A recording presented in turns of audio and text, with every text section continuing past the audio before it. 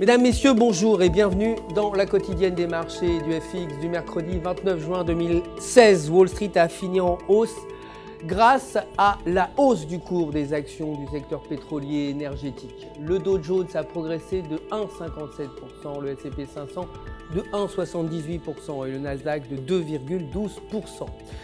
Microsoft a également progressé de 2,09% en clôturant à 49,44 $ l'action. Le dollar américain, quant à lui, s'est déprécié face à la plupart des devises majeures après la publication de données du PIB meilleures que prévues, qui ont permis de stimuler la demande d'actifs plus risqués.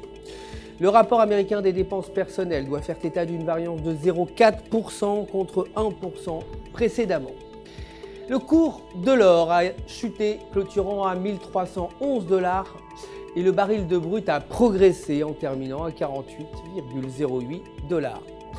Côté devise, l'euro s'est apprécié face au dollar en clôturant à 1,1062. Techniquement, selon le graphique de 1 heure, la paire euro-US dollar se négocie dans un triangle symétrique et si elle s'échange en dessous de la phase inférieure du triangle, la paire pourrait chuter vers 1,0900, tandis que si elle franchit la phase supérieure, elle pourrait chuter vers 1,1200. La livre sterling, quant à elle, s'est fortement appréciée face au dollar, retrouvant de la valeur suite à une baisse jamais enregistrée depuis 31 ans. Techniquement, selon le graphique du jour, tant que le câble s'échange au-dessus du support à 1,3230, 1,3220, il devrait atteindre les alentours de 1,4000 $.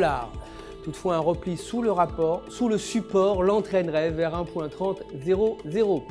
C'est tout pour aujourd'hui. Merci de nous avoir suivis. Je vous retrouverai demain matin pour la suite des actualités des marchés du FX.